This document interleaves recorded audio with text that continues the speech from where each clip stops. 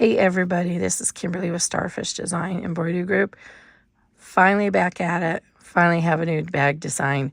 This is a takeoff of a couple of bags that I have merged together, the midge and then the, forgot the other one with the corner accents.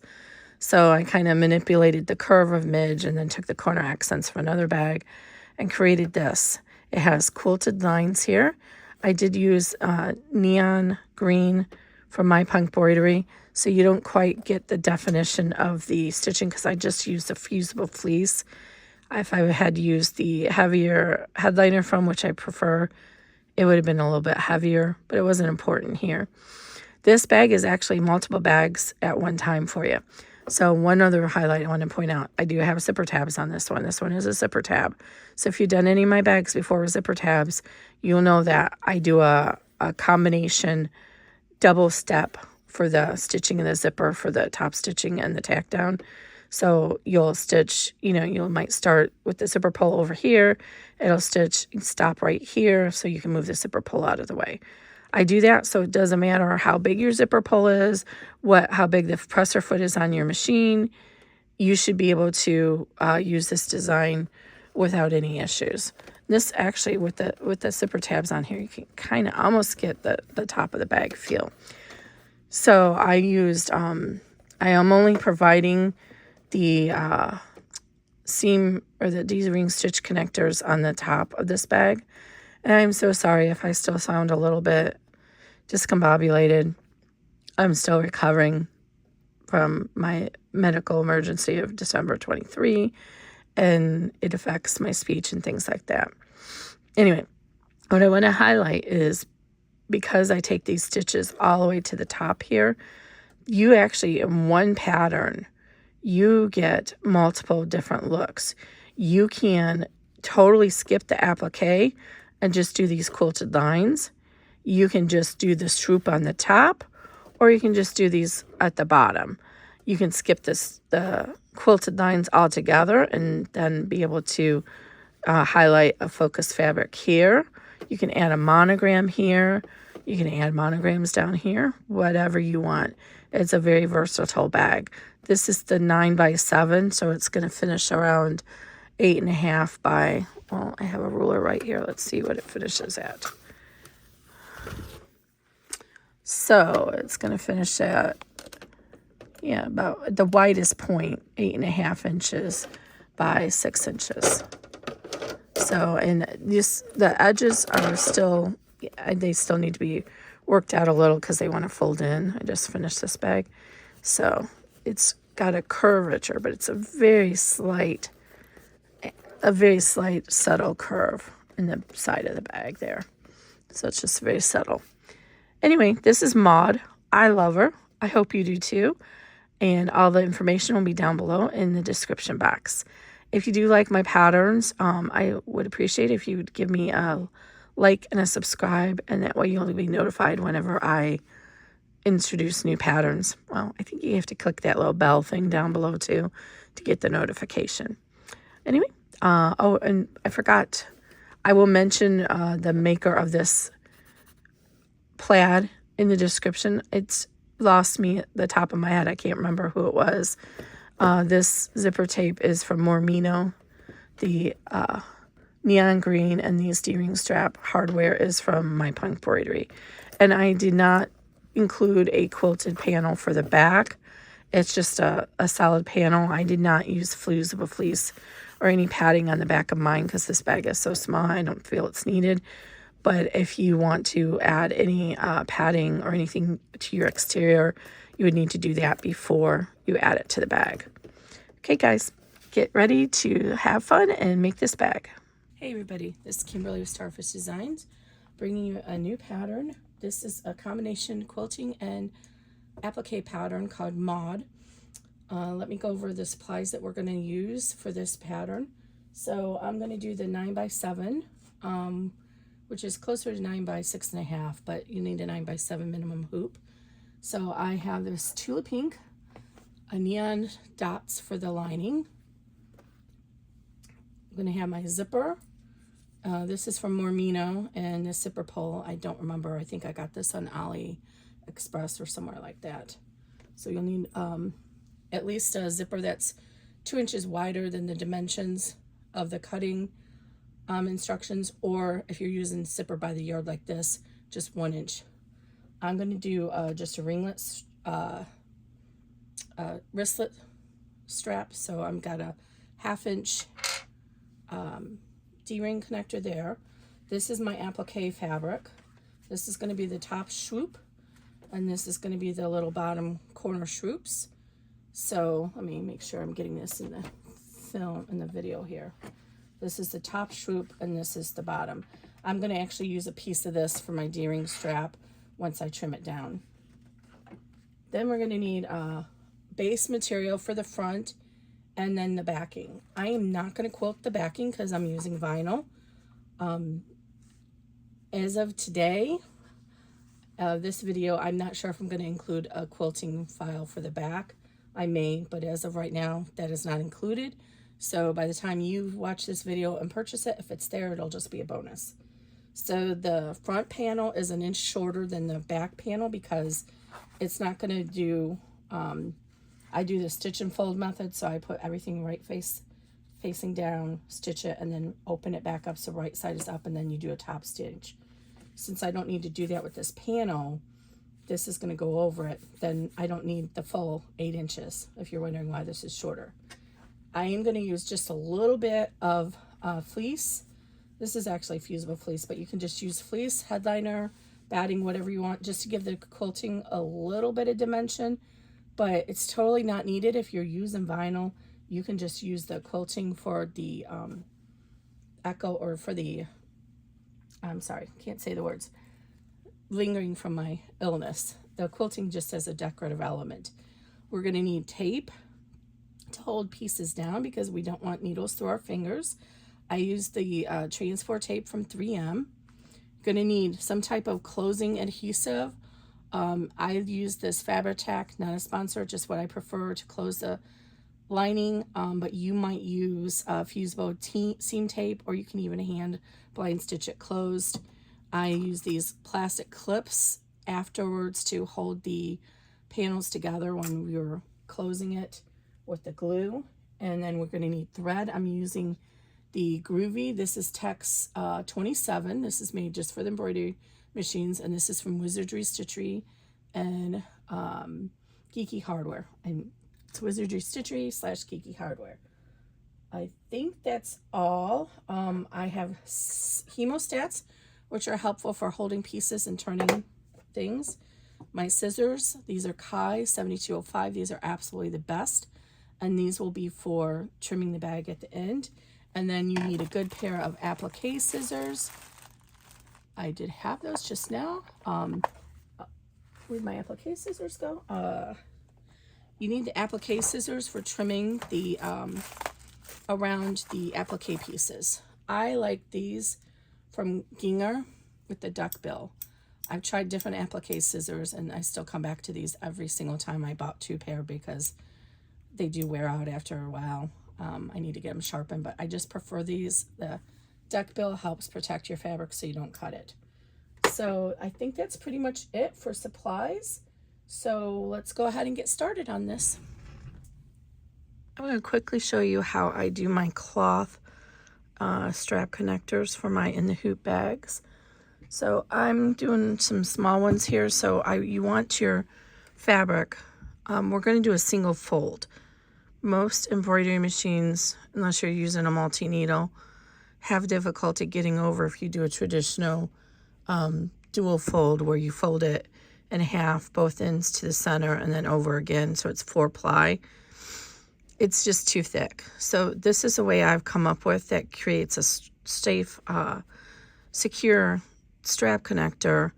I mean, obviously these bags are not meant to be carrying heavy bricks or anything, but also is thinner so it doesn't give any trouble to your machine. So I'm going to go ahead and I have these 2 pieces cut. I cut it a little short. It should be 3 inches, but they're 1 inch because it's going to be double whatever your actual hardware is, and I'm using small ones. I'm going to give a little spray with some spray starch. It just makes the surface a lot more structurally straight and strong when you're applying it. And I'm using this little Cricut mini press. I love this thing for in the hoop projects. It's absolutely wonderful. I gave a couple of these away a few years ago. I might do it again. You never know with me. Okay, so now that's nice, and see how straight it is and it's not floppy. Okay, so now we're going to take our interfacing, and I'm using SoFuse Plus.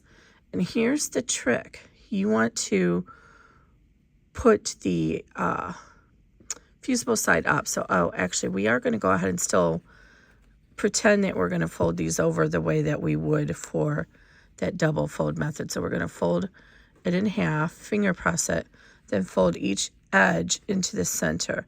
And I should have used a wider one for an example for you because this is really small. But you can see here, there. Because we want to have the center established when we put our interfacing in there. Okay, so you see how that is now? I'm going to do the same thing here. And don't worry about that crease line you just made in the center. It's not going to show because we're going to press this again. So this is going to be in the middle of your right side. So we're just going to strap it, fold it over. And you can use your iron if you need to, but these are such small straps that I don't find it's necessary even when I do the bigger strap connectors. All right, so now we have this little fold. So if we were doing this the traditional way, you would have it folded like this, and then you would fold it over again, and you would have all that thickness. And some machines would be fine, but not all machines. My experience, my machine, by the time I get through all those layers, it doesn't like to do that. So I cut this a little bit short, about a ½ inch shorter, so that we don't have to have this interfacing in our seam allowance. So go ahead and let me turn it this way so you can see. So here's the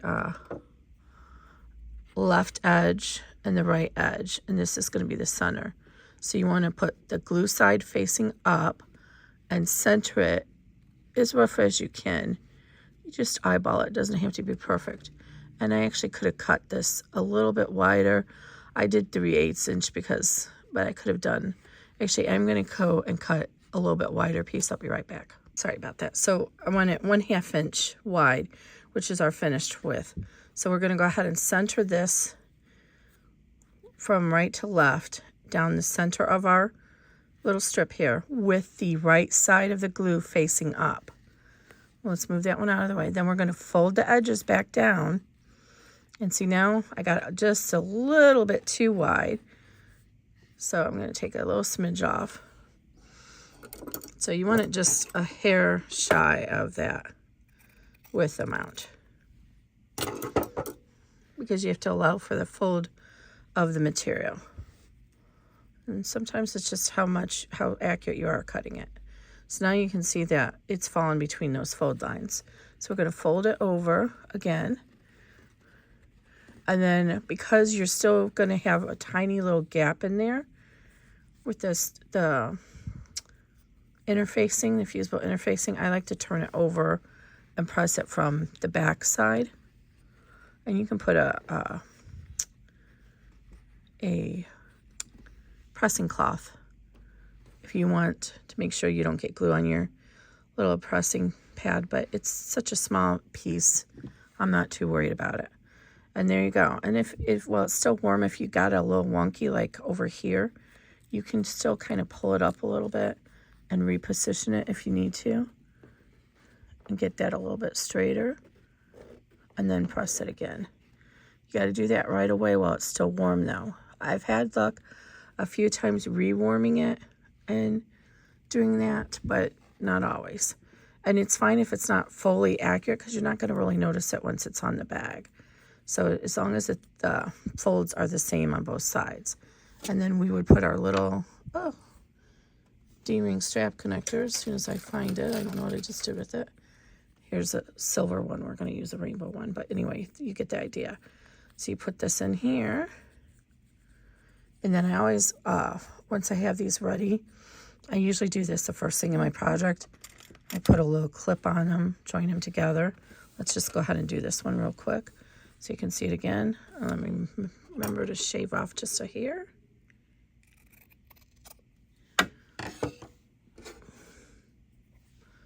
All right, blue side up. You can pull it up. I'm just doing this so you guys can see it, but I would be looking down on the table. Make sure it's even on both sides. Fold over again, and then fold over to the back and press.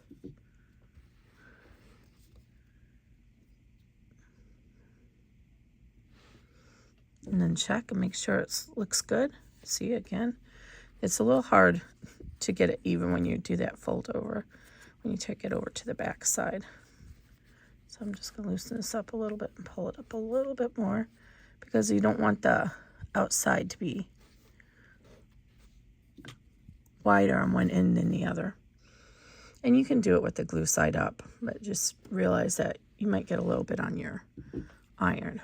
Okay, then, oh, there's one of the rainbows. See if we can find, I don't know what I did with my rainbow. Had it sitting here ready to go. Normally for the larger bags I would use 3/4 inch, but I was already had this ready. Okay, so I want the rainbows. These are really nice chunky ones too. I think these are from My Punk Embroidery. That's where I usually get my D-ring strap connectors, or the hardware I should say. She has a very good price on them. I really don't know that she makes any money off of them. As low as she prices them. Okay, so then I get these two ready. And then I just put a clip on them and set it in my working bowl over here. Just right there. And so I don't lose them, because I lose them a lot. But that's it. That's how I do my strap connectors. I hope that helps. Okay, I've gone ahead and stitched out color stop 1. If you're new to my patterns, when I do an applique pattern, I usually will stitch the applique steps as well. It's kind of hard to see on this poly mesh. I forgot to mention I'm hooping poly mesh, no-show poly mesh, not the fusible, but the regular, just because I happen to prefer that in bags. It leaves a soft feeling. Let me put this vinyl behind it and see if we can see the stitching a little bit better. I think so. So you have the, let me lay it down so you can see it. Sorry, I'm really struggling with this camera. Okay, now you can see it. So up here is the swoop, and here's the 2 corner accents. So the reason I do this is you might have a print. This is way too large of an example, but just for an example, you might want to fussy cut some of that print. So let's say I wanted to get these little flowers right here from this print and make those my corners. Which, why didn't I think of that? That would have been actually cute. So you can lay it out and then draw on your fabric, make a template to know how big you need it to place it in here. So that's why I do that. It does use up a little bit more thread, but I feel it's worth it in the long run. So what you have here is the zipper placement, and then your applique placements, then the general shape of the bag, just to give you reference points. This design will work with either a number 3 zipper tape or a number 5 zipper tape. My patterns are all designed, well, the most recent ones are all designed to work that way. And the way I accomplish that, so you don't have to buy extra patterns, is it's a difference in how much of the seam allowance will show of the zipper tape. So this is the ribbon or zipper tape portion of your zipper. So with a number 3 zipper, which is typically a dressmaker zipper tape, you're going to see less of the actual ribbon than with the number 5, because it's going to cut, the seam allowance is going to be a little bit closer. So the way that you would do this is for the number 3 zipper tape, and of course this is open, so I picked a bad example, you would line up your zipper tape in between the 2 lines. And it should, the center of the zipper tape should fall right on the center line, which kind of gives you a hint as to what's to come with the number 5 zipper. So this should be lined up all the way across in between those two lines, and then you want to tape it down at both ends and in the middle so it doesn't come loose. I'm a big believer in tape. You might watch other embroiderers and digitizers who do it all by holding hands. Not me. I've seen too many horror stories of needles going through fingers. I don't take a chance. I like tape. So that's number 3, but we're going to be using number 5 zipper tape. And I forgot to put my zipper pull on it. Just one moment. All right, sorry, back. So I'm going to use this number 5 zipper tape. So I put my zipper on there, my zipper pull. And so I'm a right-handed person. Generally speaking, most bags have the zipper coming off from the left. So this is the left side of our bag. So if that's the case, or if you're left-handed and it's for you personally, you might want the zipper pull to come here. So I'm going to go ahead and put my zipper tape so that it's a little bit over this side. We are going to have zipper tabs on this bag, which I just remembered I forgot to mention in the preview, so I need to cut those real quick. But you don't want to line it up with this fabric. What we're going to do is, if you look behind your zipper, you're going to have a line that is formed from the negative space when the zipper opens. This line, you're going to line up with that center line on your zipper. So I'm actually, because this is going to have zipper tabs, I'm going to trim off some. I'm actually going to line mine all the way up here to the edge, just a little bit hanging over. So I'm just centering it right over that line, right there with this. And then I'm going to tape it down across the zipper. Now, because we are using zipper tabs on this particular bag, I am going to do what I call a divided zipper. So what I do is stitch down 3/4 or so of the zipper on one end, and then we'll be pulling the zipper pull out of the way to do the rest. The reason I do that is because we don't want the zipper pull anywhere near our stitching foot while we're stitching, because depending on what size zipper pull you're using, it might be very large and get in the way of the presser foot. So here I'm just going to go ahead and gently roll this down, or place it down in segments along that line. I always do the bottom first, but it doesn't really matter. I just find it's easier to do one side first. And then I put the tape about every couple of inches. And then I'll come back in when I'm done and put tape on the top too. And I did cut this way too wide. I was just eyeballing it. I will try to be more mindful about product waste when I write the cutting chart for you. Okay, so we're all taped down and we're ready to go to step 2. Step 2 is just going to tack this down to hold it in place, and then we'll get prepared for our zipper tabs. I'll be right back. Okay, so we've stitched out number 3, 2 and 3, which is the placement for our tab. Ignore the extra little stitching I have here. I had to make a quick edit. So what we want to do is take our little tabs and we're going to lay them down. Ignore this line right here. This is our placement line. So you're going to lay your little tab against that placement line, centered over your zipper, and then we're going to tape it down on both ends. And I save all these little pieces of tape and keep using them. I'm going to keep this next step on video just because they're quick steps. Okay, so now we're going to run the tack down stitch here, which is number 4.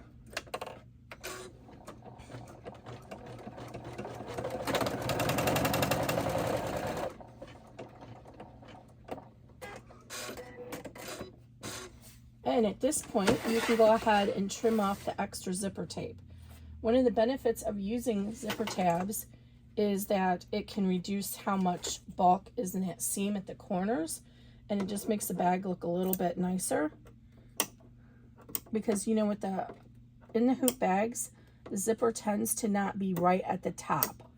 There is a way you can make it right at the top. It involves cutting away from the stabilizer, and it's a little, it's not complicated, but it's a little bit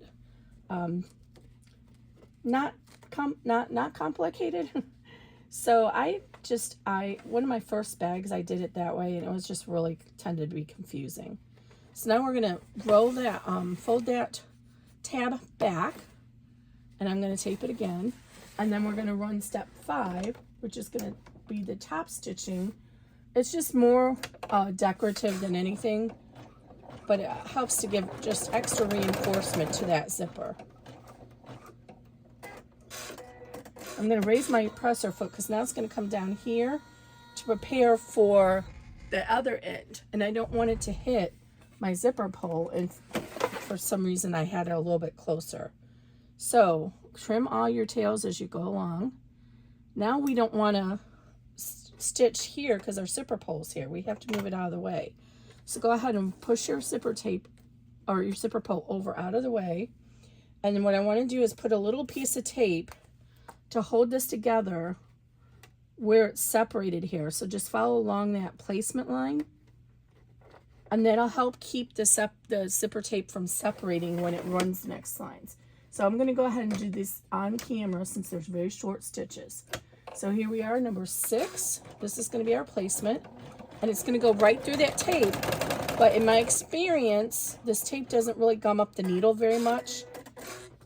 If you find that it does, you can use a rubbing alcohol pad or just some rubbing alcohol with a swab and rub it along your needle, and it'll get off any of that adhesive. So I'm going to go ahead and trim this off now. I wasted quite a bit of zipper tape here, but that's okay.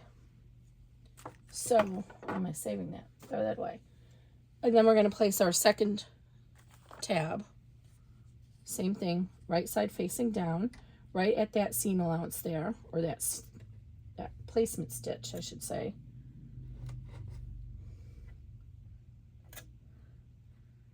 And then we're going to run color stop 7.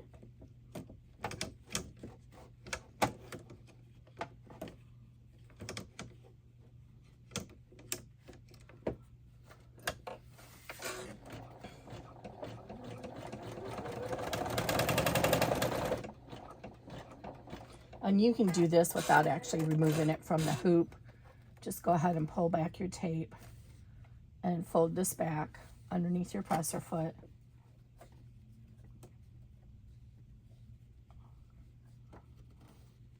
And just make sure it's neat. If you need to pull it out because you're not confident, you can just go ahead and unhoop it. Or don't unhoop it. Take your hoot off the machine. Okay.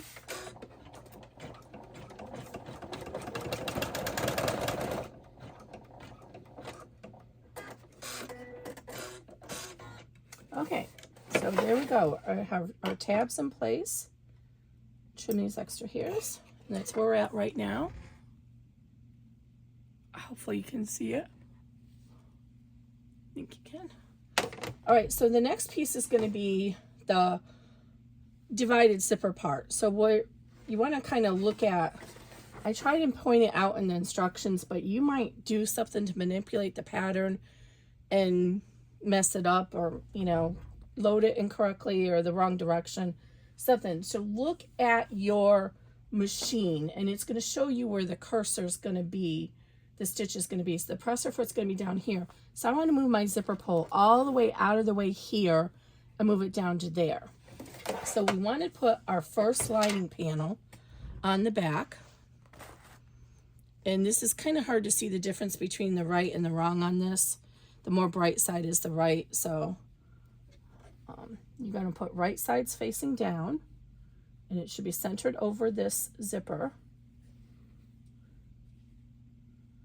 And then we're going to tape this down really well, so we won't want this to come loose on us. With the long panels, I like to put a piece right in the middle too. Now hold this with your hand as you fold it over so it doesn't get stuck underneath. Okay, you can see this is the right side. So the right side is facing down. Now we're going to take our, try this again. So you have your lining on the back. We want to take our accent panel, our swoop panel for the front top, and we're going to lay that right side facing down. in whichever direction you want. So line it up however you want and then flip it like this. This is cut a little bit more even, so I'm going to do mine this way. And I'm going to center it. I'm going to have a little bit extra on that side. But then you want to center yours over. Yours should be cut evenly. And center it over the zipper. And tape it down on both ends. So again, this is the accent panel, not your base panel. So we're going to put a little piece of tape in the center to help hold that down. Oh, and my thread came undone. Sorry about that.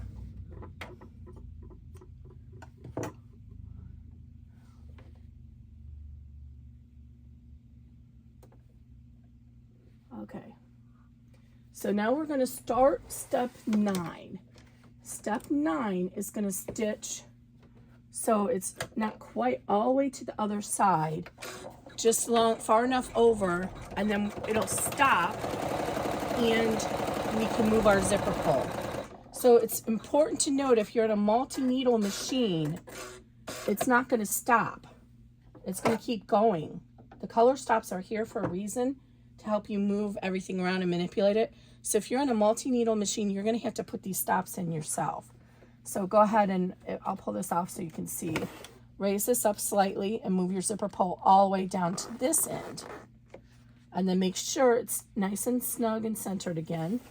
And then we're going to run color stop 10, which is going to go ahead and do the other half of that seam. It's going to back stitch a few stitches to resume it and then do that side. Okay. Now we're ready to put down our quilting material and our base panel. We want to make sure your lining is out of the way. Remove this tape. And we're going to start with our quilting, whatever. If you're using padding, you're going to put your padding down. Let's just put it that way. The reason why is to try and reduce how much of this is in the seam. I added a little tack down so that we can trim off the extra of this around it. So just center this, whatever you're using for your batting. I need to trim this. It's a little bit wonky. I'm not using my rotary cutter right now. I haven't got that set up. Yes, I know. If you've been following me, it's been a long time since I've been working in this room, but I've been out of commission. So I'm using Fusible, but I'm just going to leave it the Fusible side facing up because I don't really care. I don't want it to fuse to the, if I have to stitch or sew the bag together, I'm sorry. If I have to press the bag afterwards, I'd rather this try to adhere to the vinyl than my cotton because it can tend to wrinkle. So go ahead and you see how the stitch line is right here. You want to bring this right up so it's not quite at the stitch line, just slightly like a 1/16 of an inch underneath that stitch line. The reason is because we're going to also put down our vinyl here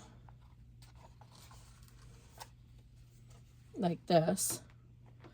So we're going to do all of our quilting. Then we're going to fold this over on top. And if you push that all the way up to this stitch line, and the same thing with your vinyl, all the way up to that, when you fold this over, you're going to have a really thick bump here. But I don't prefer that. So we're going to go ahead and bring it down just under, an 1/8 of an inch underneath this stitch line. You can even make it just even with your zipper is fine. But I have stabilizing here, so or interfacing, so I'm actually going to make mine even with that interfacing. The goal is we don't want a thick bump under here. So that looks like it's actually about 1/4 inch.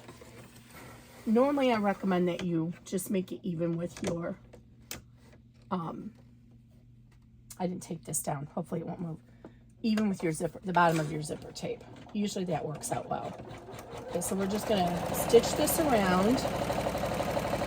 If you ever do need to reach in and do anything to your machine, use a device that's not your finger.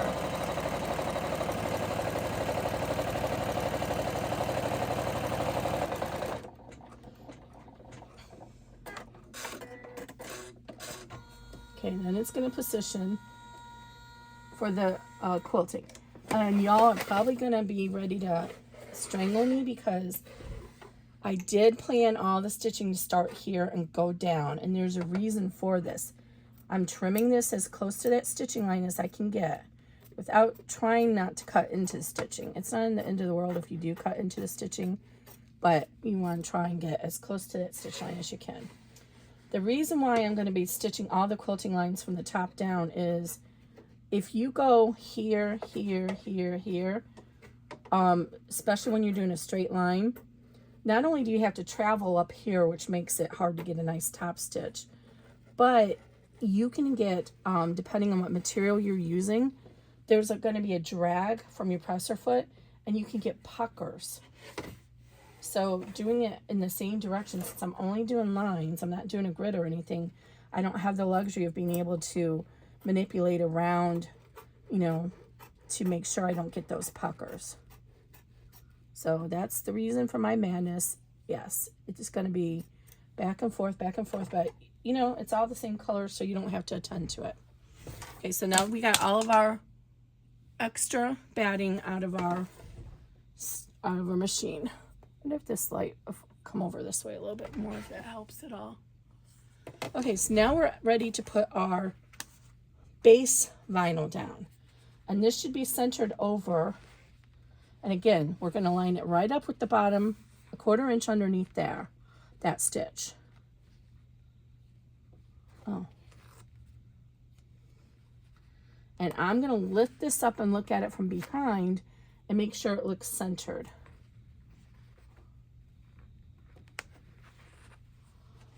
Just hold it with my finger and make sure it looks centered, and it is. So you can kind of see behind here. Okay. Make sure your lining is out of the way anytime you're going to be doing this. Now we're going to tape this down really well because we don't want it to come loose. And again, tape is our friend. And I may have made this a little too long.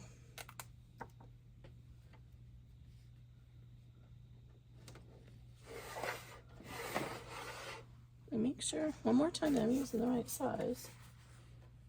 I am. I would recommend labeling them so you don't get confused if you use the same material for the front and back. Okay, and then I'm just going to tape these corners down too. And I'm not going to do the next step online because it's just all the quilting. So I'm going to stitch that, which is number 12, and then I will come back with you and we'll see where we're at. Okay guys, I'm going to try this new to me camera tripod. It sits around your neck. It's a little wobbly to me. I'm not sure if that's going to work good for videos, but we're going to try it. So we've gone ahead and finished step 12, which was all the quilting steps. And look, I can get a much better angle, I think, this than before. So that's all the quilting, and since I just used a very light fleece, there's not a lot of definition. You could use, like I said before, the headliner foam to get a better definition. So now I've gone ahead and trimmed all these little tails and also removed the tape. So now it's time to turn this piece down and the lining piece down. So we're going to,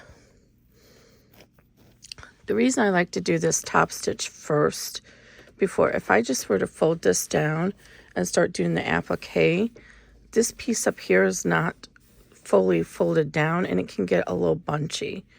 So these steps seem a little weird because we're going to place the lining down on the back so we can top stitch through both. But then we have to remember and remove the lining out of the way before we do the appliqué steps. So it's just one of those kind of things. Just pay attention to the steps in this video or in the PDF and you will be fine. So now one thing I don't know about this angle is that it's actually kind of hard for me to see the hoop. The full hoop. That's not good, but it's okay. So what I'm doing now is I put the tape, this pieces that are reusable, like obviously that piece isn't, I put them on my machine and then I can just take it off and use it again on the next piece. Usually you can get about 3 or 4 adhesions. adherences. What's the word I want, people? To do this. So now I removed all the tape, and on the back, gently, because there's nothing underneath here. If you're worried about how gentle you can be, put a box or something there. But you want to just gently fold this lining over and use your finger to press it. We're not using a big seam roller on the back. And then you're going to tape it down again, and right away you're going to notice that mine is hanging over the off the end of the hoop here, which is not good because this is where my hoop attachment is. And that's just because I generally size everything a little bit larger than you'll need, because depending on how thick the material is, it can take up more space in the seam. And if you don't have a big enough piece done, you'll not be able to match the seam. So I'm just going to tape these down. So there's where we're at now. And then we're going to do the same thing. Now we're leaning against a hard surface. We can be a little bit more aggressive about our folding on this. And you can even get your iron or your pressing. I got one of these really pretty ones from a vendor online, was selling them. And it's like a heavy metal one. So however you need to do it. And then we're going to tape this down.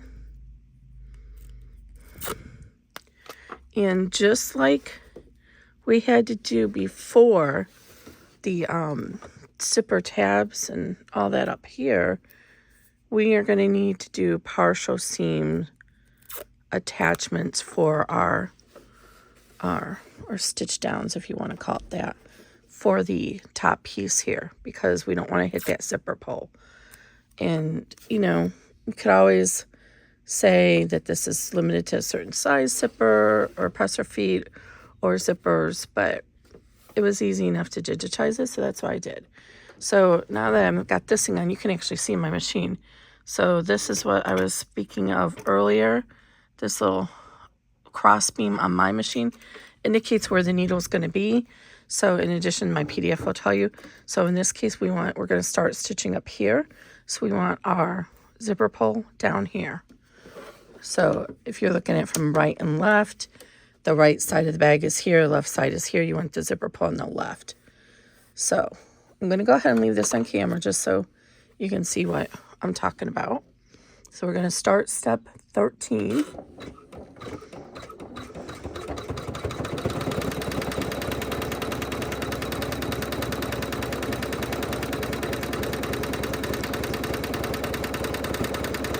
And in this case, you can see I actually have enough room. My machine can go all the way through here because my presser foot is small and this zipper pull is not pushing, but not everybody does. That's why I'm doing it. So now we've moved it here. So now we can go ahead and move it all the way to the other side, and we're going to resume step 14.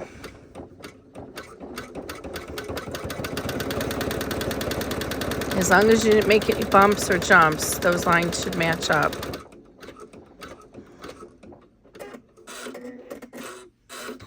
All right, now here's what I was talking about. Before we do the applique, we want to make sure that we have removed the lining on the back, folded it out of the way so that we don't stitch through it. So I'm going to go ahead and pull up this here.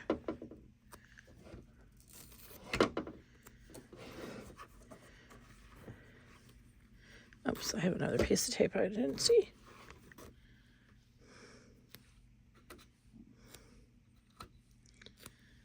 I'm trying not to put tape on my desk when I've transferred sewing rooms. I got a nice desk to put back here.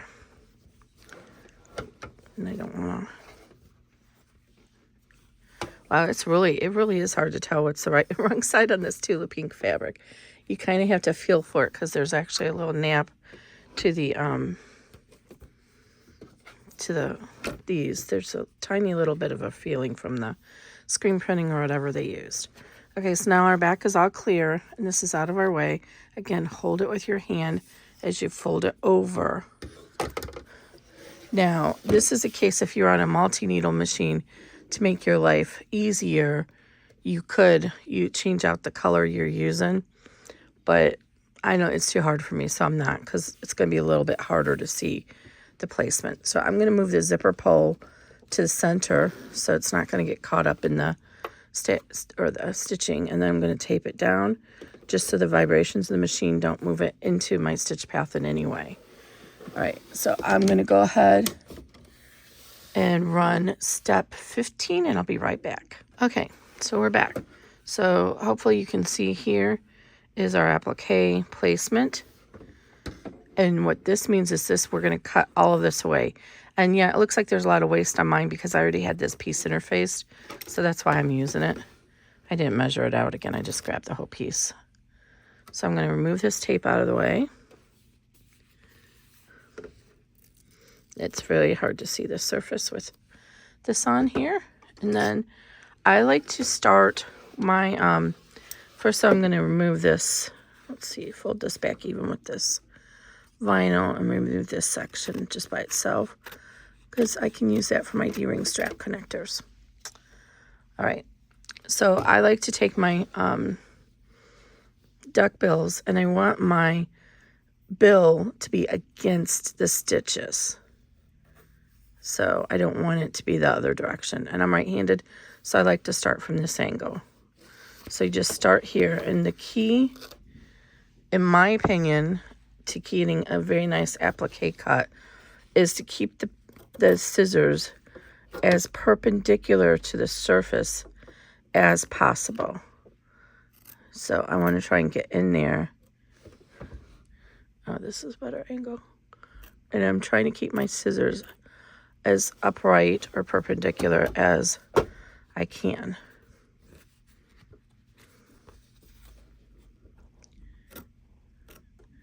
And then you just kind of glide the scissors along. And I'll tell you, this neon vinyl I'm using on the bottom, if I'd done the opposite and had the plaid as the base and that vinyl, it cuts so easily with these scissors.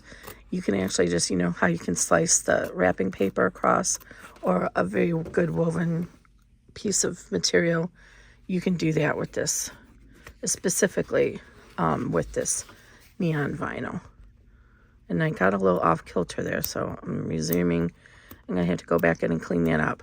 You want, I have a pretty nice stitch width for the satin stitching, but still, especially when you're using fabric or any fibrous kind of vinyl backing, you want to make sure you get trimmed as much as you can, because otherwise the needle will start to split along those edges and you'll get fuzzies standing at the top of your satin stitching, and we don't want fuzzies in our satin stitching. All right, so almost done. I'm going to take that little tail off while I'm at it. All right. So move that out of the way and we'll reuse that piece. So now I want to go ahead and look around here and see if I did a good job. Good job, good job. Here I need to trim it up a little. And it's at this point you can get the smaller, let me see if I can find them here without moving you guys. I found these, somebody recommended them, and I don't know if it was my group or another group, and oh my gosh, I love them. Okay, so these are, I will try and put a link down below, but these are really great because they have this tiny little like snippet here you can get into the threads if you're trying to trim threads. So I can get in here a little bit closer. I said that and now it's not. It's kind of hard. You have to kind of have it firm. And I can't get into it. I guess I cut it a little too. Let me try these ones again. It might be fine. It's best to try and get it on you first, on the first round. Yeah, it's not coming up for me. Oh, I see what's going on. It's because it's separating from the interfacing. That's what's going on. Okay. I don't have to be that fastidious, though. I'm being fastidious, and I don't need to be. Okay, so there we go. So I'm going to run step 16, and I'm using my variegated groovy thread, and that's going to take a couple minutes. All the appliques will take a few minutes. So I'm going to be back as soon as that's done. Hey guys, I'm trying this new tripod thing that goes around your neck. I think it's just a little too wobbly, but as I'm working, what do you think about it? If I can move forward and back, it gives a much better angle, but it's also hard for me to actually see to do stuff because it's in the way. I don't know. What do you think? I'm going to try it for part of this video I'm working on. Thanks, guys. One more thing I forgot to mention, and I'm going to do it now before it's too late. I'm working on this vinyl, so I think it's going to be okay. But a lot of times what I like to do is to take scraps of the poly mesh stabilizer that I have from previous projects and lay them here to give a little bit more support to the applique, because the applique stitch is very intense. It's going up and down, up and down, up and down, and it can actually cut through your vinyl. So adding an extra layer of stabilizer is very helpful, and then I will just trim it out of these edges. But I'm not going to do that this time, but it's a good idea to try that, to do that in the future. One more edit. So sorry. That was actually step number 16 that I just ran. I forgot there's actually 2 steps because I do a placement, which is if you would want to, I can't think of a position of when you would do that. If you wanted it the opposite way for some reason, where to place your applique stitch. Okay, that step's all done, and I need to clarify, it'll be in the PDF as correct.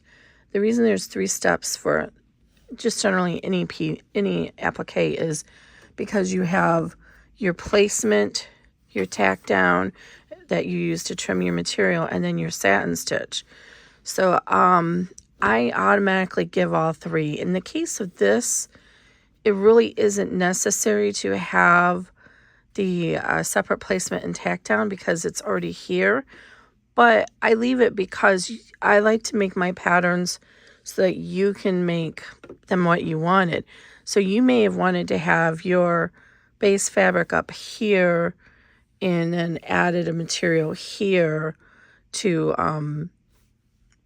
be the applique. Let's say we wanted this base of this vinyl because it's structurally stronger, but you wanted a cotton woven on this piece. So we would put the vinyl first, then add our cotton piece that would actually end up becoming the applique down here. In that case, you would need that 3rd line so you would know where to position this material and then where the tack down. So it's automatic that I do it for every pattern. It'll be in the PDF. I'll indicate, just go ahead and run those 2 steps at one time. So it'll make more sense now. We're going to run step 18, which is going to be our placement stitch to tell us where to put our squares. So let me do that real quick because it should only just take a couple of seconds to do that one.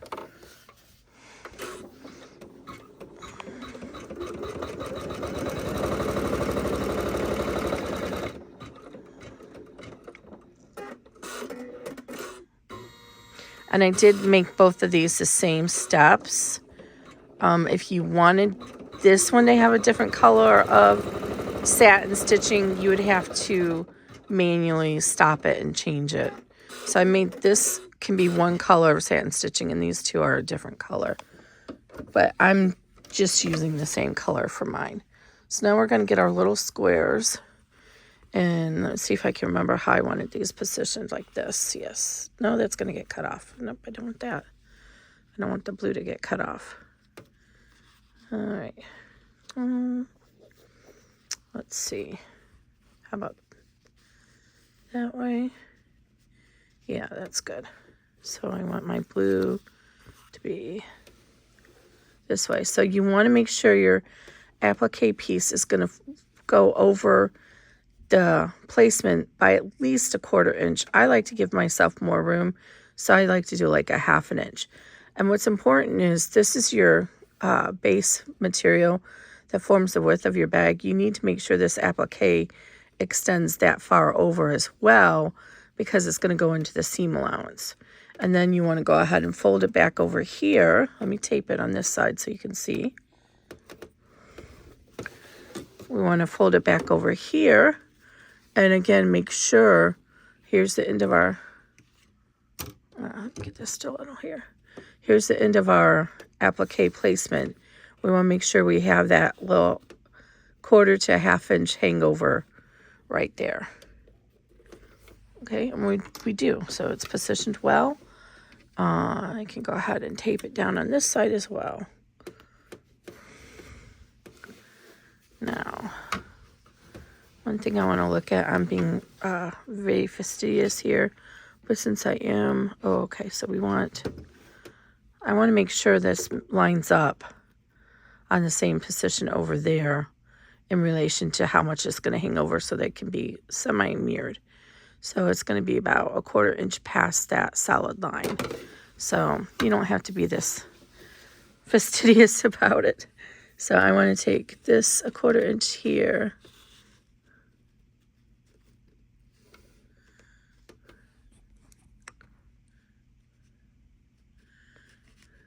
Is that right?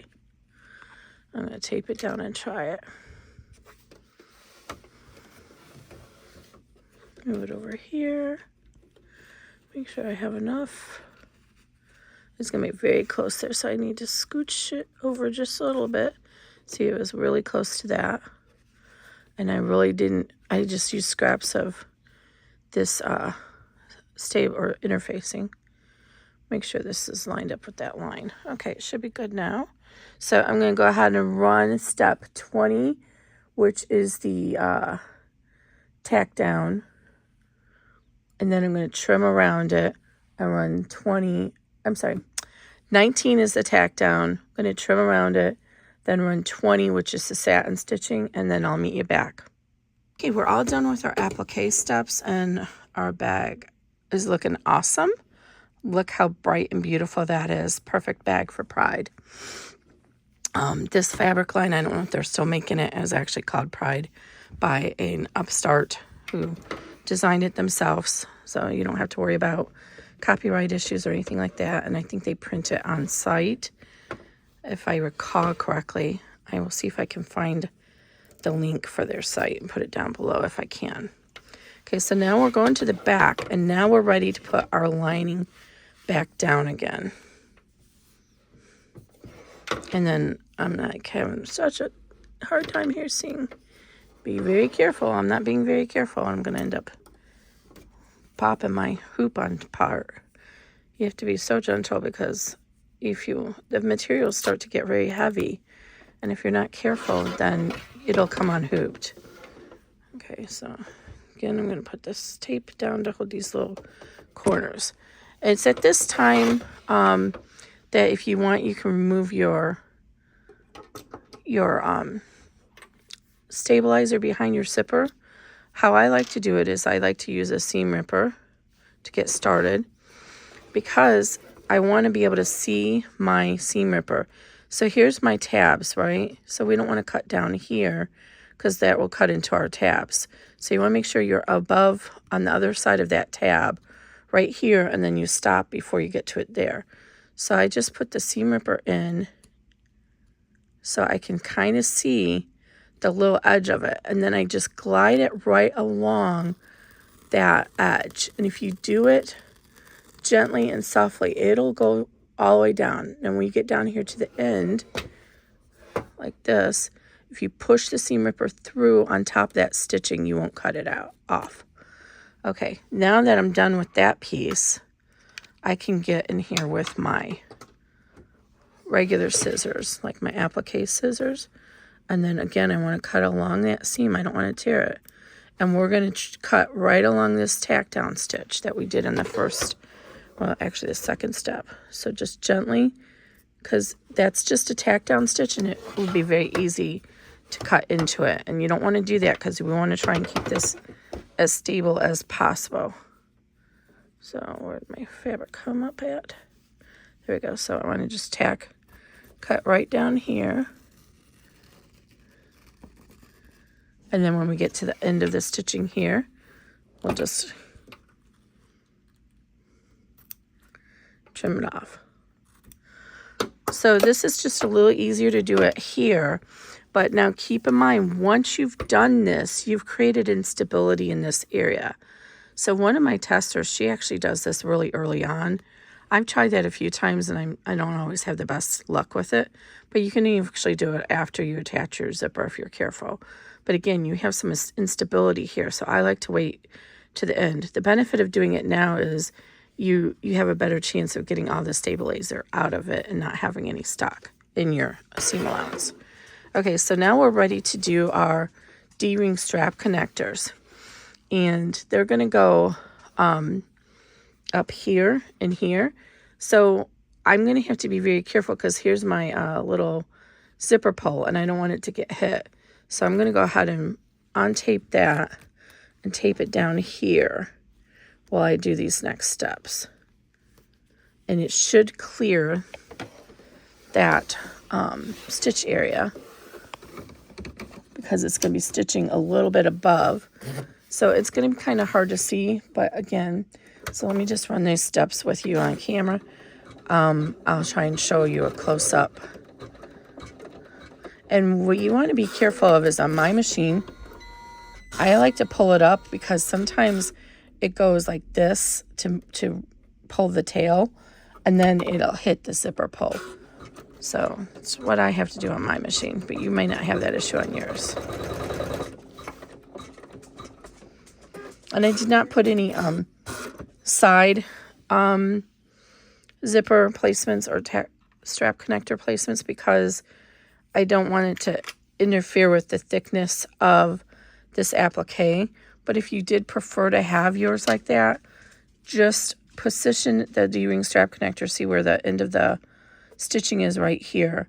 Position it so that it's right about a ½ inch past where that stitching ends, so that it's caught in the seam enough. Let me show you again. So I'll put this up a little bit. So here's where our stitching ends. You would want the raw edges to go about a ½ inch beyond that so that it's securely in the seam allowance. And then just tape this down and do this before you run the last steps. But I was worried about it. This is too big to be a wristlet, first of all. But secondly, I was just worried about the interference, so I didn't do that this time. Most of my bags do have strap connector positions on both sides too. So here's I'm glad I've discovered this little white stiletto. It's helpful. So here's our, let me put this up so you can see it. Here is our end of our stitching on both sides. So this is equal in the middle to the middle on both sides. So when we put our strap connectors, when we position them, we want to put the edge of it, regardless of what size we're doing, we want the edge of it to be even with this edge. So we're going to position it so that the edges overhanging a ½ inch so that the edges are even with that edge there. Let me see if I can show you on this side better. So here's the end of it, or the beginning, however you want to look at it. You want a ½ inch overhang, and you want these edges to be right even with that. And then we're going to tape it down. And then we're going to run step. Make sure your lining doesn't come undone when you are moving your hoop around like that. Sometimes the tape doesn't stick and the lining pops open, and then that will make you very, very sad when you get all the way done and realize your lining was tangled up underneath. Okay, so I'm going to, if you want a side that's, looks better than the other, you want the side that's going to show in the bag on the front to be right side down. We're going to line it up so it's about a ½ inch above that line. And what you'll notice is the hardware, let me tape this down and then I'll show you. The hardware itself is going to be aligned with the bottom of the teeth. So let me tape this down and I can pull it up and show you what I mean. So using this kind of camera is a lot easier to do these pieces. I don't have to pull it off the tripod. So the straight part of the D-ring is right underneath your zipper coils. That gives you enough room to get everything by. That's what works best for me in my experience. So that's what I planned when I designed this. Okay, so this one I'm going to go here. And always trim those little trims of thread as you come along, because if you don't, it's going to get caught in your final seam and you won't be able to get it and you'll be very angry. Okay, so again, we're going to go and line this. Make sure it's even. This edge with the side here about a 1/2 inch above, and you'll know that the straight part of your D-ring is right underneath your zipper coils. Try to make sure they're straight both ways. And we're going to stitch through this tape, but it'll come out. And again, we're going to be very mindful of this zipper pull right here as our machine pulls and moves the presser foot around. So now we're going to run step 22. And you see on my machine right here, the presser foot is a little bit farther over because this is designed to do various widths of D-ring strap connector. So I'm going to go ahead and pull this tape up carefully and reposition it so that as that presser foot comes over, it's not going to, the tape is over top there and it's not going to get bumped up there. Okay. Oops. Thread looks like it's shredded. I'm going to have to rethread. I'm going to finish this step and I'll be right back. We are getting close to the end here. So we're going to go ahead and remove the tape. Now, normally you would be able to leave the tape on the bottom side on here until the very end when you turn your bag right side out, but we are going to need to be able to move this zipper pull around to do the next step, so we can't do that. So we need to remove all this tape now. And carefully remove it over here where the stitches may have gone through it, just so you don't pull out your stitches. That's basically just a basic tack down of the D-ring strap connector. The full strength of it will be in the actual final seam of the bag. But this tack down is included so that you don't have to do what I was showing you to do on this side. When you try to tape it in at the end and not stitch it, sometimes it gets all wonky and angled when you get ready to do the final pieces, and that's not good. So, all right, so we're getting close to the edge here, end here. So now what we want to do is we're going to put on the back of the bag, we're going to put our lining, or no, I'm sorry. I got to double check my steps. Just 1 minute. I'm right. It's been too long. So we're going to put our lining material on the back. And again, make sure you want the right side. On mine, there's a little texture here to show the right side. You want the right side facing down. And you want to line it with the top of your zipper, regardless if you use the number 5 or the number 3. You want to align it with the top of your zipper right here. And make sure it's centered over there. And I can't see to do this with this camera in the way. A phone. It's not really a camera, it's a phone, but you know what I mean? Okay. And I'm going to actually pull this just a little bit up because I have too much down there anyway. And then tape.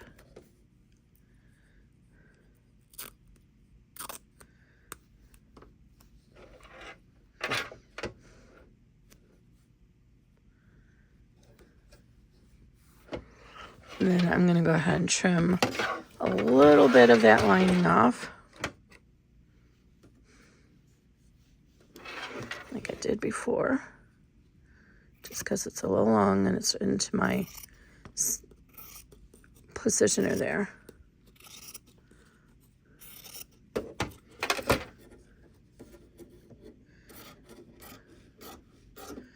Okay, I'm going to get this fixed and then I'll be right back. Okay, so our first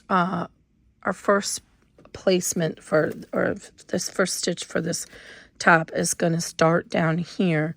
So we need to move our zipper pull all the way down here to this end and out of the way.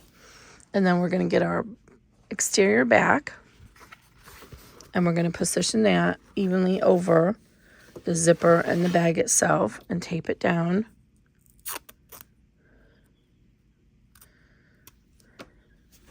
So again, it should be positioned equally on that zipper tape at the top. And I like to try, especially depending on which material you're using, I like to make sure I tape this down well, because if you're using Stardust, for example, it has some stretch in it. And if you don't tape it down really well, when the presser foot goes around and moves, it can create a pleat in your work. In this case, this has got weight to it, so I don't need to worry about it. So I'm going to leave this on camera so you can see what the steps are. So we're going to do this twice, because normally you would do the tack down and then the top stitch. So we're going to do the tack down, then we're going to move the lining out of the way on the back, and we're going to do the, I'm sorry, no, we're not going to move the lining yet. We're going to do the tack down and then the secondary line, and then we're going to move the lining out of the way to do the full seam. So let's start here with this one. So again, you make sure that that D-ring strap connector didn't pop up on you when you're moving everything around. We're going to start, and I'm going to be very mindful on my Janome. See, it stops here, and I'm going to be very mindful. I don't want to get stuck on the hardware. So I'm going to go ahead and lift up the presser foot. In this case, it was okay. So now we're going to just reach underneath here and pull your zipper pull to the other direction. So you have that. You can take it off the hoop if that's easier, or off the attachment arm if that's easier for you. I'm just going to roll this down, and now I'm touching the D-ring strap connector, so you can roll it under there if you need to, and then just reposition it and then finish the seam. Make sure that that D-ring strap connector did not flip up on you, which mine did. So I'm pulling that underneath. Make sure it's hanging down the proper way, because if you don't, you're going to break a needle. All right, put the presser foot down, and then we're going to finish that seam. Then while we're down here, we're going to go ahead and just start the next seam. We have our zipper pulled down here out of the way. So this secures the zipper.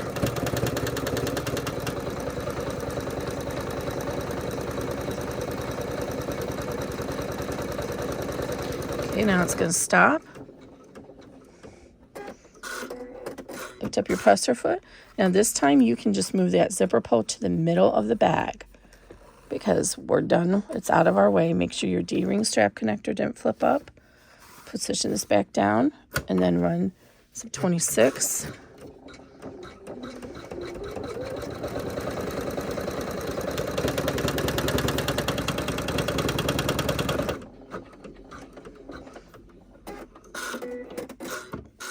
Okay, now we're going to go and flip to the back, because we don't want our lining to get stitched down all the way around.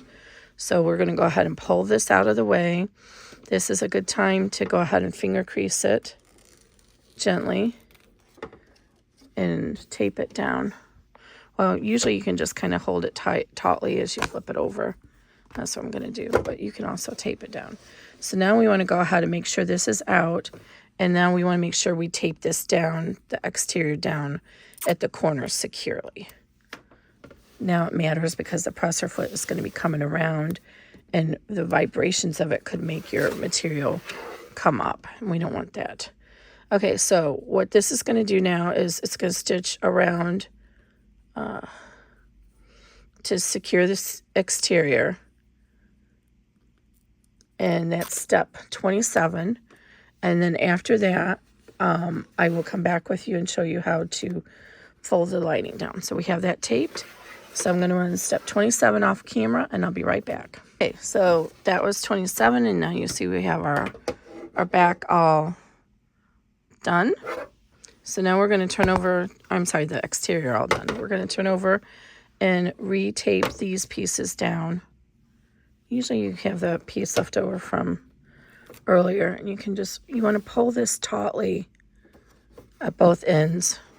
I'm not so sure about this camera thing, guys. I'm sorry, it's jarring around a little bit. Oh, you know what? There we go. That might be a little bit more stable. Okay, so there's a piece of tape here from earlier. So I'm going to pull that up. I can still use it. And just make sure this is taut. Like that. Okay, and so now the last step is going to stitch here and then stop right here, start again here. It's actually going to come up to here and start and stitch here, and then you're going to have an opening left open for your turning the bag. So I'm going to do that off camera and I'll be right back. Okay, so we are all done with this. Let me see if I can position this a little easier. So you can see that we went all the way around and then we left an opening here. So if you want to right now use a pen to make it easier to see where that opening is, since the threads are all the same color. And what it is, I leave this last seam goes around on the lining only, and it's just a couple threads, if not one thread, beyond the first seam. I do that for two reasons. One, it reduces the risk of perforating the actual vinyl, and secondly, it gives a little bit more strength to that stitch.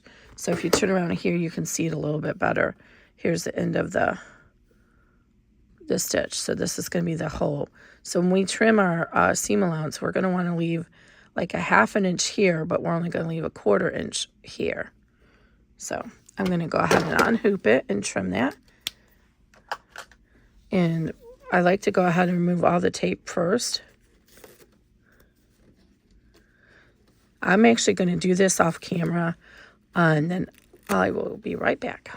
Okay, one thing that I like to do when I'm trimming my bags is I like to use my applique scissors, and I like to fold up the exterior bag. You can do it from either side, but I like to trim the stabilizer as close out of that as I can. I'm not going to be able to do it with this camera attachment on me, but I like to get as close to here as I can.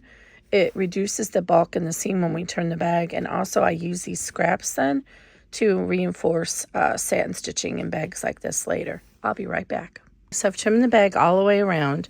I left this turning hole a little bit wider. I've trimmed off these corners so they're a little rounded, and up here as well. When I do the top, or if it would be the sides, if I was using the D-ring strap connectors on the side, I separate out the trimming and I fold the exterior down so it's in front of these strap connectors, and then trim that. And then on the back, I do the same thing. I fold this down. Well, you fold these out of the way. Basically, you don't want to cut through the strap connectors, and then you trim it. So the front, you fold down that way, and then you can trim. And then on this side, you would fold down this way, and you can trim. The reason for that is I see this so much, even in sewing bags. If you cut this even with the top of the seam allowance, let me show you from this other side, it's more visual. If you cut it even here, then if over time the bag starts to get heavy or whatever, and it starts to wear, there's no room for that strap connector to go. It's going to fall right out. But if you cut it and leave this 1/2 inch overhang, if it starts to pull the stitches out, there's more material here to act like a cantilever effect to help keep that strap connector in place until you might notice it and then be able to fix it. So it just gives a little bit more reinforcement to the bag. So let me put my scissors away here. Now is a time where hemostats come in very handy. So we're going to use our hemostats, our turning tool. This is the Alex Anderson 4-in-1. I love it. We're going to need some of these clips because this glue does set up very quickly, but I like to put clips in it as I'm saving, or as I'm going along, I should say. Okay, so we're going to put these, and we're going to need our glue, and I had it hanging upside down so that it comes out easier. One thing with this glue, make sure that you keep this lid on tight and don't let it fall. I came in here and a bottle had fallen on my floor in my sewing room, and all the glue was gobbed out like this on my brand new flooring. I mean, it's not brand new now. At this point, it's 18 months old, but I was like, oh, please don't have damaged it. Thankfully, it doesn't look like it damaged it, but you have to be very careful. And since I hadn't been using the sewing room somebody apparently came in here and knocked over the bottle. We won't say who that somebody is, but there's only one other person in this house, so we all kind of know who it is. If you follow me, that is. You know, it's my son, who's now a teenager, rising 14-year-old. Okay, so we're going to go ahead, and I like to reach inside, and I get started with one corner of the bag and push it through. And depending on how big the hole is, you have room to do this, but if the hole's a lot smaller, you have to be a little bit more mindful of pulling it, and that's where the hemostats can come in, because you can unlock these and then you can use it to pull that corner down. And if I had something clear, I could show you, and this is sort of like, they call it birthing a bag for a reason. It's sort of like birthing a baby. Once you get one section out, the rest of it usually comes along easily, but you want to be mindful that you don't want to tear your stitches. So don't be, going at this like you're a rugby player or something. Just gentle turning as you go. And you're turning you're turning the exterior into the lining as you go. And if this is hard for you because you have medical conditions or arthritis, whatever that might be, ask somebody else to help you in the family. Teach them how and have them do this part for you. Also, if you're doing vinyl, you can use a blow dryer, or even some people put it in the dryer on hot for a couple minutes, and it helps soften the vinyl and it makes it more malleable. But I found this neon vinyl is pretty, you've seen it live right now. It stays pretty soft. Okay, so now I like to make sure all my edges are out before I close the bag. So go ahead and do this. And this would be the time also, if you hadn't removed the interfacing or the stabilizer from your zipper, this is time to do it. So now, since we have these zipper tabs in here, and you can see, since we only do it on the top, you can see the zipper tab from the bottom. I did a couple of patterns. I've done it where you put the tabs on the top and the front, or the top and the bottom. I'm sorry. I have really bad aphasia ever since I was sick. But anyway, you don't really see it. You're never going to turn this bag right side out again or inside out.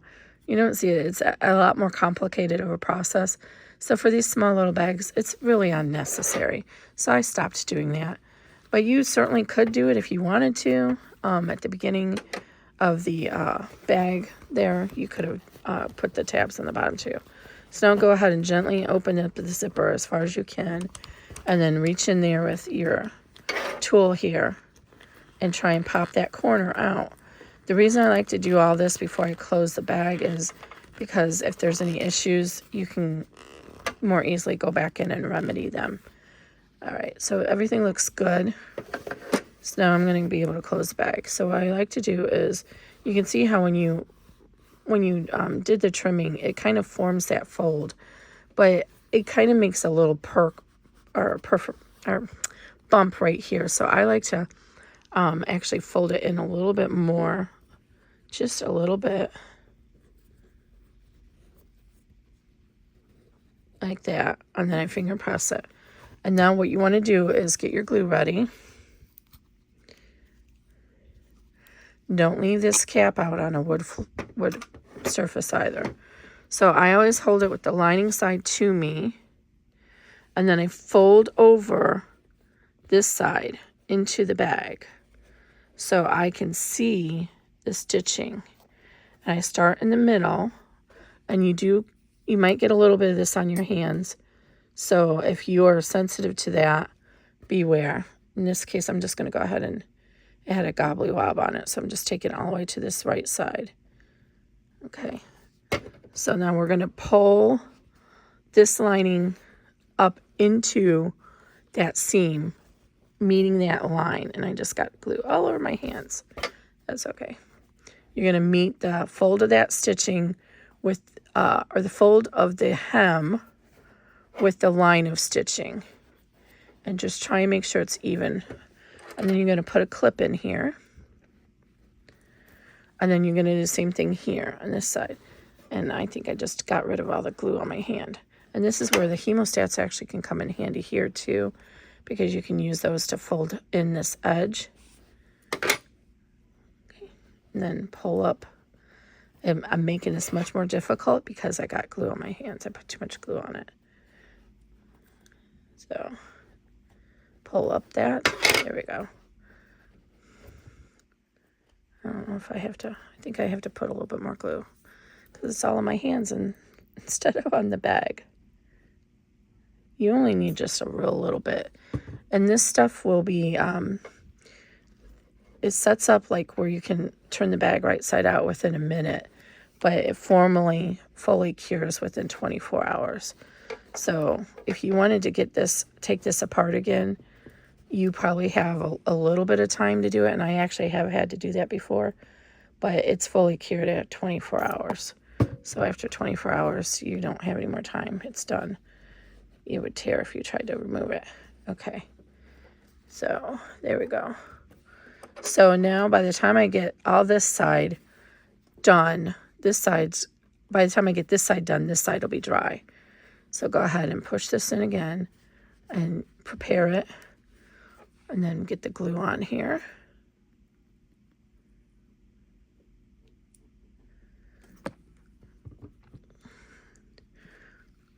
And this is why some people might prefer the permanent tape as opposed to the glue, because they don't have to worry about getting the glue on their hands.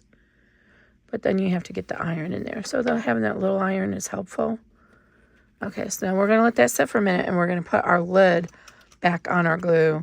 If you wanted to, you could get some rubbing alcohol and wash around the edges there. But make sure it is on tight all the way down. And you're going to make sure you store this upright like that. Okay, now, so what I said is this should be already done by the time we get to this side, right? So if we take this off, you can see it's already sticking. Oh, that was the wrong side. Oops, this side should already be cured. Or, I'm sorry, I said cured. It should already be dry enough. It's not coming apart. This side's not quite. So it literally takes like a minute. And then you can go ahead and now start gently turning out. Oh, I found that's just a straggler. Now gently turning out the bag from the lining side out to the exterior side. And again, if you're having trouble, you can put this in an iron or a dryer, or use a iron on top of it, or a blow dryer. If you're using an iron, what I do is I lay it down on the mat, and then I put a towel or something over it, and then I can put the iron onto it to heat it up.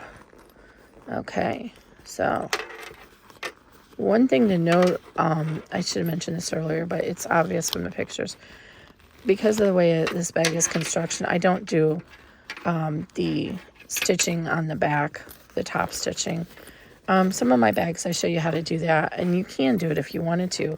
So that step where we did the top stitching, the second row, you would just flip the vinyl up, just like you did the lining on the front, and then it would top stitch through the back. But I find it creates a little bit of a pucker there, because you're not, the lining and the exterior are attached together when you're doing your bag. When you're using it on a sewing machine, those are two separate layers.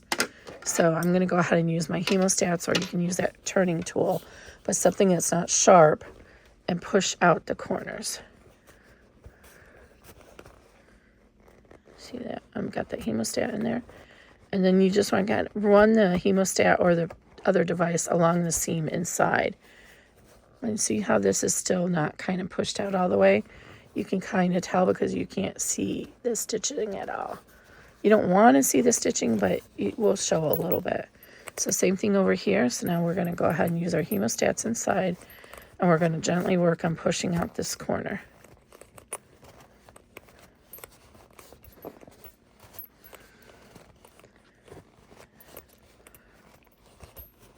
It's hard for me to see doing it through the camera and holding it. and then run along the seam on the inside, and then the sides too. So you're running that hemostat along that seam. And there's a tiny little bit here that's not pushed out, and that'll drive me crazy, so I'm going to try and get to that again.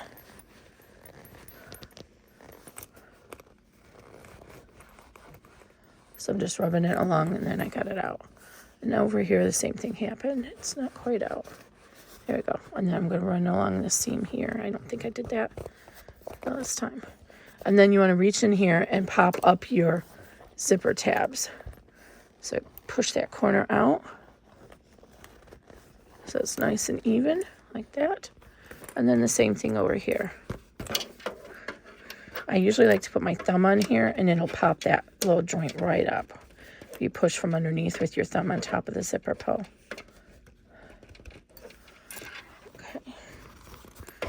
And then you can just kind of roll these seams through your with your fingers to get that final curve in the bag. And if yours is not wanting to hold on to it, you can go like this and put clips around it. They will leave a mark, but that mark will disappear. Or you can position and lay a heavy book on top of it, and that'll help keep those curves curved. So I see that oftentimes that the seams don't get rolled out on the sides, and so the shape of the bag doesn't match what I stitched it to be, or what I intended it to be. Okay, and then you can go ahead and press this seam down in here. So this is what I was talking about. There's no top stitching on the back. And I know some people just take it to their sewing machine and do it, but I find it's just a small pouch. People don't usually look on the back. So we close this, and I did forget one tip to show you. If you have a loose lining, you can put some double stick tape underneath this before you turn it, and it'll help keep that lining down. Sometimes that, no matter how much you pull it, it gets loose. So like this is trying to be loose on me. But I can't tell. I don't think it is the lining. I think it's just the zipper. So sometimes you just kind of go back and forth a whole bunch of times, and it'll loosen that up. Okay. So there is our 2025 Maude bag. Oh my gosh, I love it. What do you guys think? Thanks. Have a good day.